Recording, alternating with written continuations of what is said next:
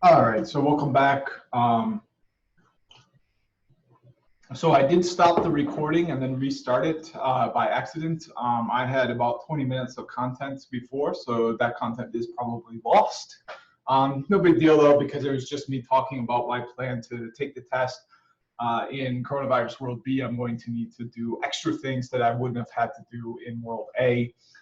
So I just showed off my mask, my plan for being safe myself, and for following the new criteria that the testing center has. So gonna be a rough ride, but I think it's for the most part safe, especially since I just live on my own, and I'll be able to quarantine afterward. So I'm going to take all the precautions I need to do with hand sanitizer, washing hands, showering with soap and water, that sort of thing. Then I'll have a mask, so I think I will be fine.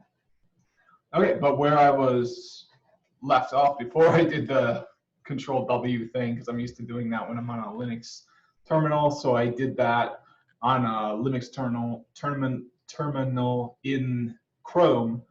And the Chrome hotkeys overwrite the Linux hotkeys. So Control W in Chrome is to close a tab.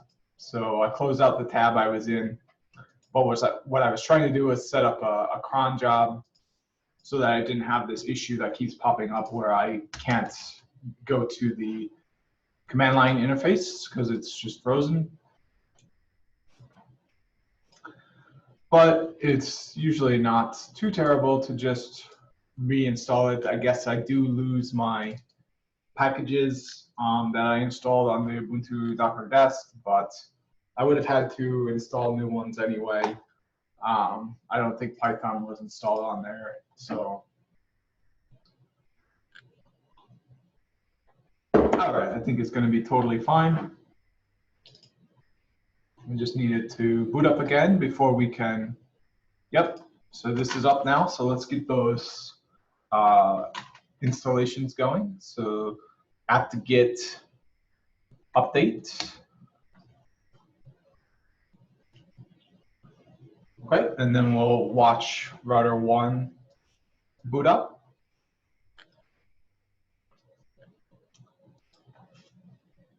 All right, so now let's get screen, apt-get screen. Oh, we gotta do apt-get install screen.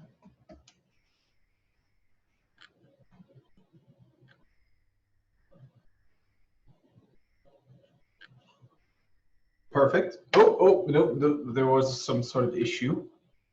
Let's try it. Okay, well, it's working anyway, so no issue at all.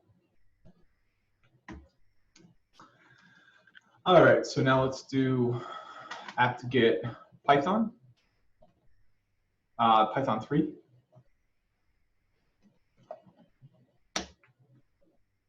Oh, but the thing is, I'm going to hit no on this because Python 2.7 is what's going to be supported by my version, I believe. The newer versions might do Python 3, but I'll just get 2.7, and then I'll use all the Python 3 syntax. And it's pretty seamless between Python 2.7 and Python 3, I found. There are some differences, but if you're just using simple scripts, you're not getting too fancy with Python. It's pretty seamless between the two versions. It's just when you're doing more complicated projects where it's important which version you use. All right, so yep, we're still waiting for that to boot up, but we've got Python now, so we can do our programming. Let's make sure we're set up with our boilerplate.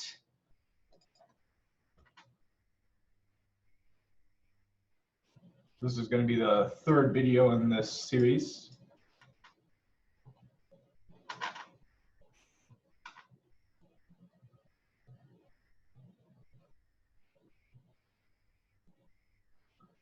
Boilerplate, here it is. All right, and let's make sure we can get everything required in the boilerplate. So no module named Junos, we're going to need to install that. So we can do Python -m pip install Junos. Oops, and we don't have pip, so let's do an apt-get install pip. Oops, not able to find it. So, okay.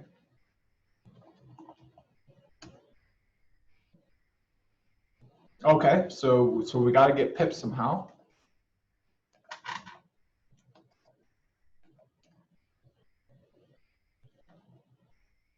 So let's do an apt cache search pip.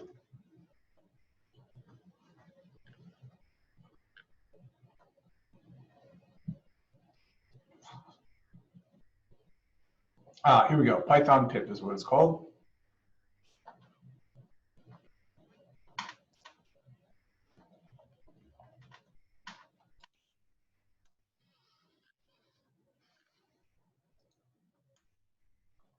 Okay, and we're going to have different boilerplates for different types of scripts. This is a boilerplate for the OP, I believe. I hope. If it's not, then we'll need to use a different boilerplate. Nope, this is the boilerplate for commit scripts. So we're going to need a different boilerplate for OP scripts, which is the goal we're working on here. Operational scripts, that's what OP stands for. So yes, we'll need pip because we need to install the Junos library. We'll also need the JNPR library and the JCS library.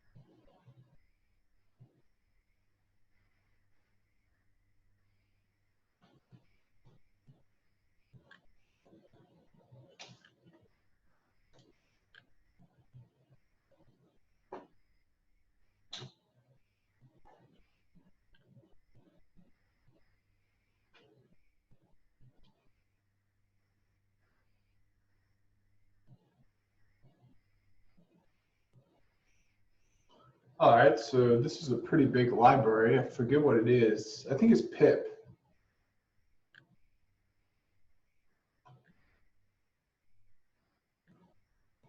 Yeah, it's pip. So pip is a very large library.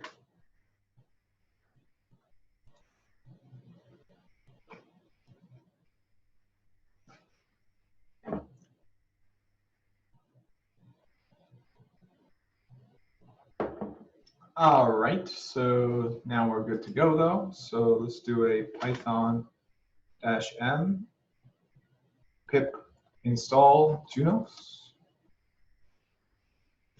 Oops, could not find one.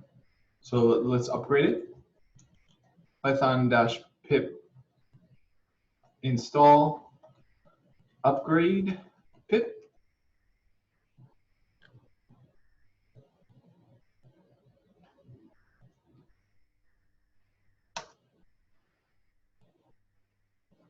Oops.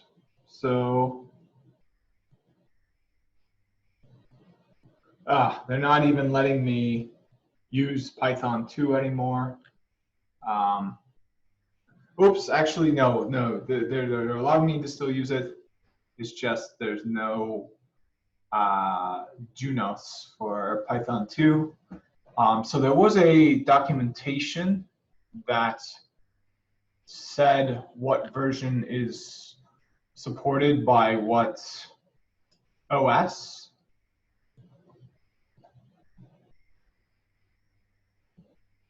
Yeah, here we go.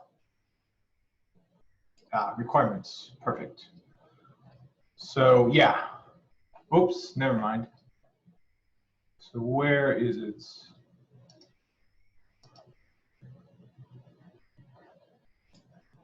Here we go. Perfect. So we've got 18.1, but so yeah, you can see that they're all using 2.7.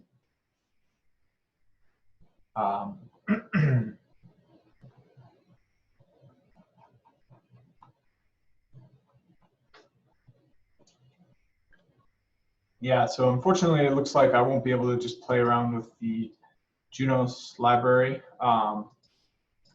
Let's see here, Junos Python library. Let's see, yeah, how to install it.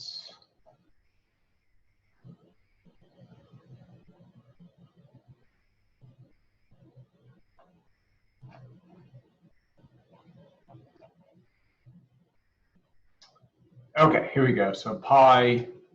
So yeah, I think this will work. We can also pull it from the source code using pip, but let's just try this command. We're going to be using Python 2.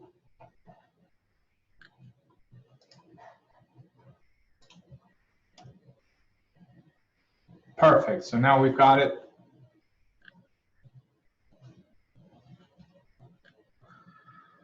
All right, so that works a lot better. I just had the wrong name for it. So let's try to get this boilerplate to work.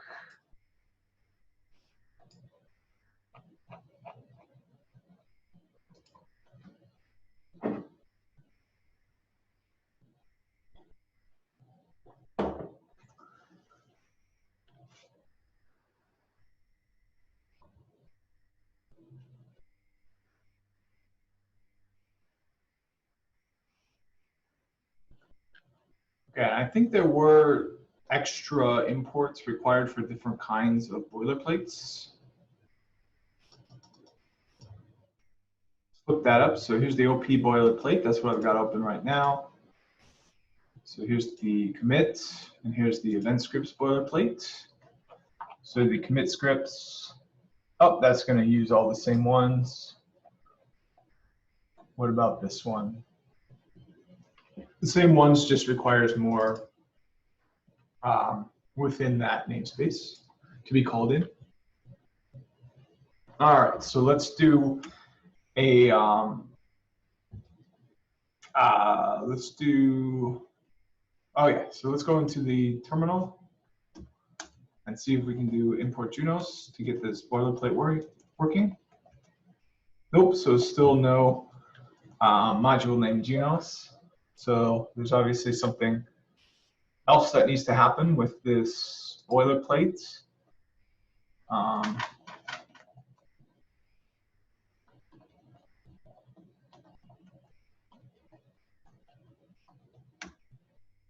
So it looks like JNPR.Junos enables the script to use Python EZ. Python OP scripts do not have a required boilerplate, but they must import any objects that are used in the script. Python OP scripts can import the following. Oh, okay, so there is no required boilerplate. It's just the device must have imported the things you intend to use. So if you don't intend to use it, you don't need to import it, unlike the boilerplates for these other ones where you have to have specific things there. But if you do intend to use it, don't forget to import that in. All right, so let's do a ls here and then do a make a new directory for unbox scripts. Okay, so now let's make a script. So this is going to be goal 1, or let's call it 1-goal .py, just so it's easier to autocomplete. Okay, so now we'll do from Junos import context.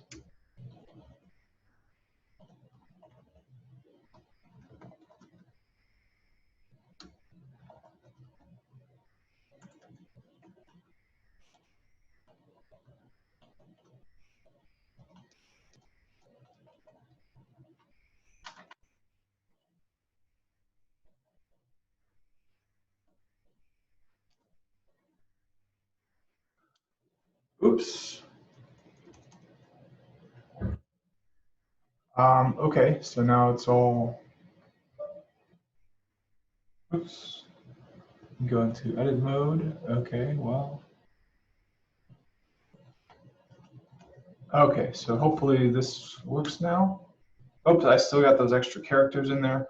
Just going to use Nano to clean them up. Oh yeah, Nano is so much better. It's actually perfect. Okay.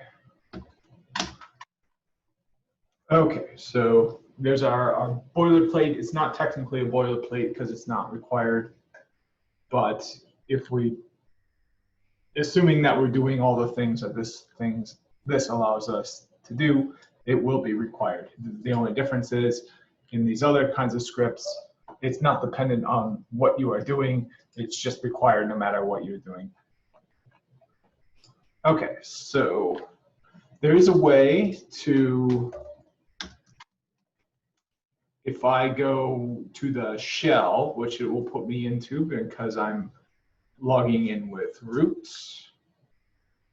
unless there's some issue, it should fail over though. I thought I had it set up to fail over to password if radius was not available.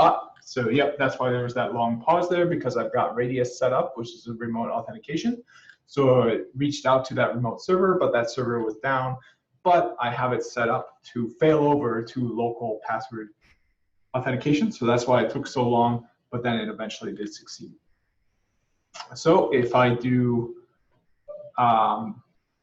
ls, and then of course I've got to go to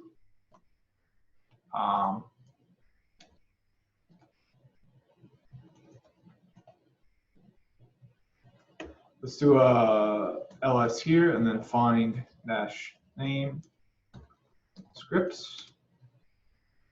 Oops.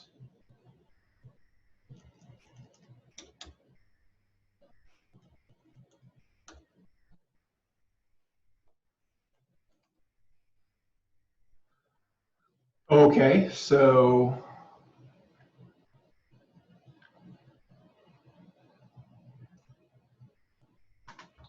all right, it looks like find works a little bit differently here than what I'm used to. But basically all I'm trying to do is look for that directory where these scripts have to go, and then create a new file in that directory where we can set up this boilerplate. So, oh, and I'm going to disable the sound on this other video or this other laptop because I'm on break right now. But I will be able to address any concerns shortly in about 7 minutes. Okay, so yeah, find scripts, find no match. Okay, so find's not working, so I need to figure out a way to make files on Router 1. And one thing I can do, of course, is to transfer it over with FTP. That is kind of what I have planned. But I think a better way to do it will be to just make it on the box. And then that way I can for sure do that during the exam.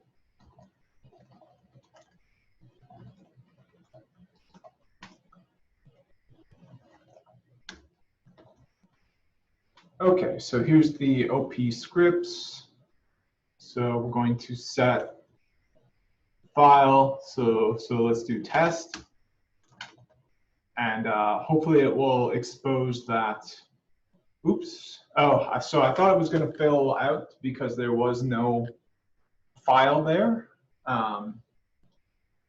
But that is not the case. It was able to accept that. Okay, well, let's go back to that.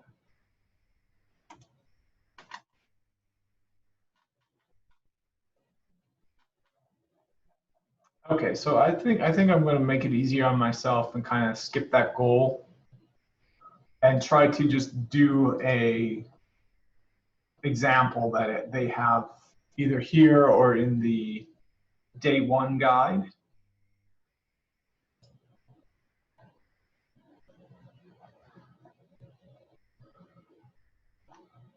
So let's look for the day one automation guide. I think I had it here. Yeah. So here's the PyEZ developer guide.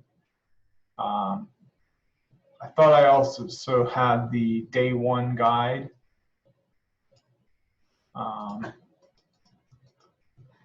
But this looks pretty good. Aha, here we go. To manage device operations. So these are OP scripts. So hopefully there's a so using PyEZ to reboot or shut down devices. This is what I want to do anyway. So let's find a way to do this. So the Junos PyEZ, JNPR.JNOS.UTILS.SW.uppercase-SW utility enables you to reboot or shut down a device running Junos OS by executing the reboot or power off method, respectively. You can perform an immediate system reboot or shutdown operation, request the operation with an optional delay, or you can schedule the operation at a specified date and time. By default, the reboot and power off methods execute the operation immediately on all routing engines. If in a dual routing engine or virtual chassis setup. The following Junos PyEZ example, which uses Python 3, establishes a netconf session over SSH with a device running Junos OS and reboots all routing engines effective immediately. All right, so let's just try that. It's not an on-box OP script. I mean, I'd like to learn about on-box OP scripts. I'm almost tempted to just set this aside and move on, because it's I just don't think it's going to be a big thing on the test, especially not at the same level as MPLS, IGPs, QoS. You know, even multicast is a huge topic. It's multitask probably. I know in the other version it had the most number of subtopics, so I would consider that to be the biggest topic. But certainly MPLS is just going to be a monster beast of a topic. So if I'm spending all my time, I mean, look at this. This has 5 subcategories within it. This has 6 subcategories within it. Like, this is just a huge subject. So if I'm spending all my time on this, which granted does have a lot of subcategories as well, I'm just not going to make it through this exam. But ideally, I would like to do 1 OP, 1 commit, and 1 event option script. I already did an event option script. Oh, and it looks like I'm out of time, so I'll see you in the after work video. Thanks for watching.